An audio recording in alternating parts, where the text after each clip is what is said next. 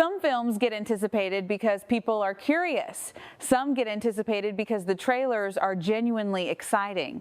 And then there is a third category, a much rarer one, where the anticipation itself becomes a kind of cultural event, where the question stops being whether you will see it and starts being when you will find the time. The Super Mario Galaxy movie is being positioned squarely in that third category right now, and the machinery pushing it there is moving at a pace that is very difficult to ignore.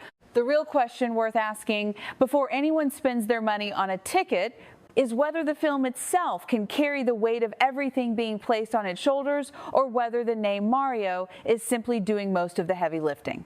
That distinction matters more than it might seem at first. Mario is not just a popular character. He is, by any reasonable measure, one of the most recognized fictional figures in the history of popular entertainment. The franchise that built him has sold hundreds of millions of units across 4 decades of gaming, introduced him to children who are now adults with children of their own, and managed the rare feat of remaining genuinely beloved across generational lines rather than fading into nostalgia. When the first animated film arrived in theaters, it did not simply perform well, it performed extraordinarily well, becoming one of the highest-grossing animated films of all time, and establishing that theatrical audiences had a genuine appetite for this world when translated into the medium of cinema. The sequel, the Super Mario Galaxy movie, scheduled to open in theaters on the 1st of April 2026, is arriving with that success as both its greatest asset and its most interesting challenge. The promotional campaign for the film reached a notable peak around Marten Day, the annual Nintendo fan celebration that falls on March 10, and has become an increasingly significant marketing moment for the brand. Nintendo used that occasion to release a new trailer for the film, which circulated rapidly across social media platforms and generated the kind of immediate, enthusiastic response that marketing teams spend considerable resources trying to manufacture and often fail to produce organically.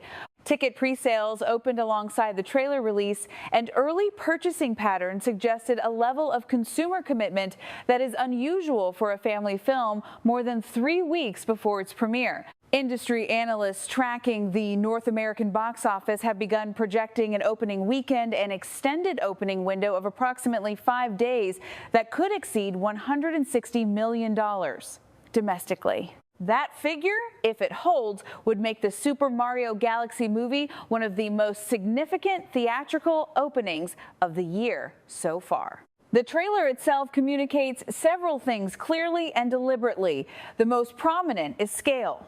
Where the first film was primarily set within the familiar geography of the Mushroom Kingdom, with excursions into adjacent areas of the game universe, the new film is pushing its visual and narrative scope considerably further outward. The title alone signals the direction. Galaxy implies cosmic distance, enormous environments, the kind of visual ambition that animated filmmaking at the major studio level can pursue in ways that almost no other medium can match. Characters like Rosalina appear in the promotional material, signaling that the film is drawing from a wider catalog of the franchise's lore. The color palette, the movement, the density of visual information in any given frame, all of it communicates a production that has been given the resources and the mandate to go bigger than what came before.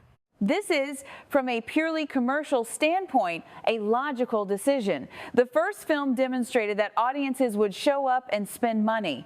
The question the second film has to answer is whether they will show up again, and whether the returning viewers who now know what the basic Mario cinematic experience feels like will find enough that is new and surprising to justify the trip back to the theater. The promotional material is attempting to answer that question preemptively by emphasizing expansion rather than repetition. It is not marketing the film as more of the same.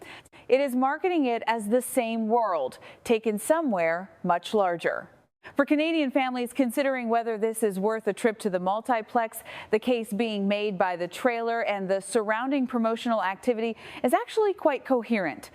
Animated films that succeed at the theatrical level tend to do so by creating what the industry calls an event feeling, a sense that watching this at home later on a streaming platform would be a meaningfully lesser experience than seeing it in a cinema with an audience. The first Mario film benefited enormously from that feeling. Families packed theaters, not just because they wanted to see the story, but because they wanted to participate in the collective experience of seeing it opening weekend, of being part of the crowd that cheered when familiar faces appeared on screen, of giving their children the memory of a cinema visit tied to a character those children already loved. The sequel is attempting to recreate that energy, and the scale of the new trailer suggests a production that understands how much of its box office potential depends on making audiences feel that the theatrical experience is irreplaceable. That argument is considerably stronger for the Super Mario Galaxy movie than it would be for most animated sequels.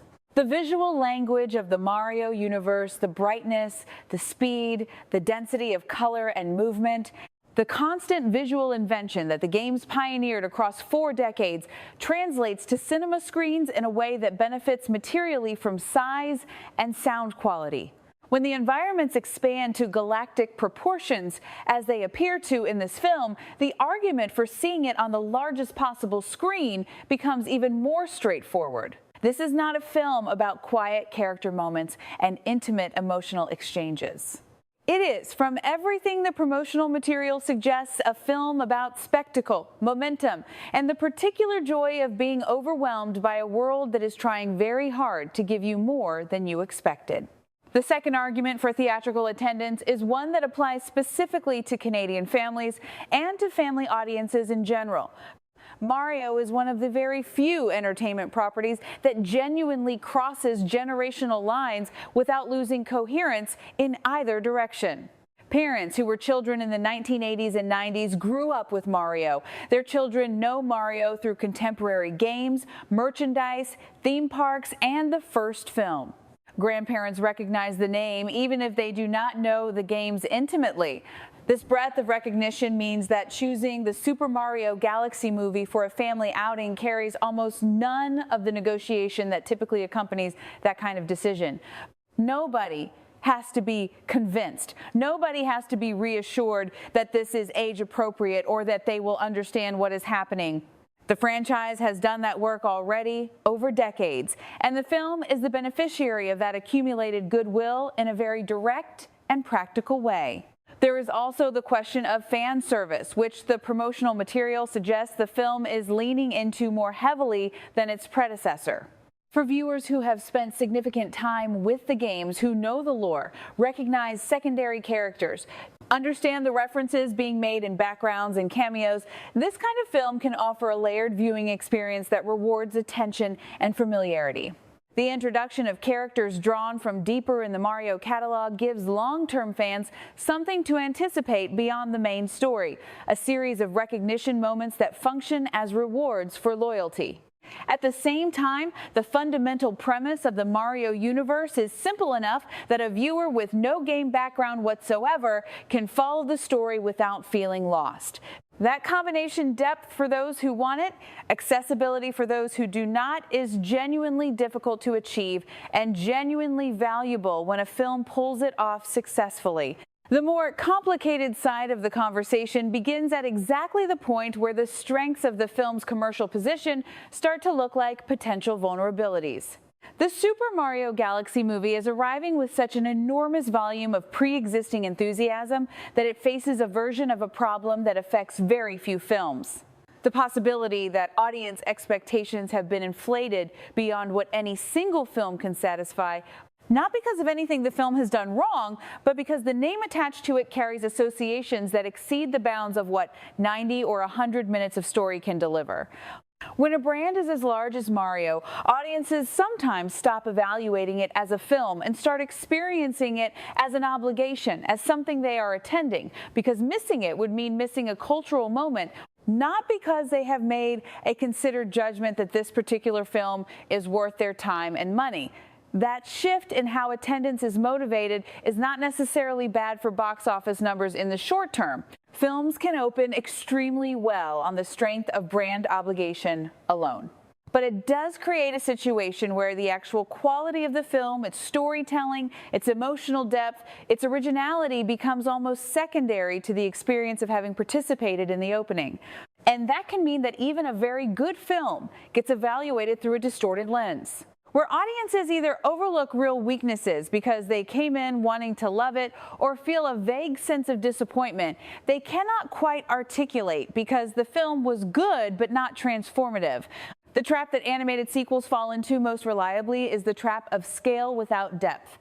It is the easiest creative mistake to make when you have more budget, more creative freedom, and a mandate to deliver something bigger than the original.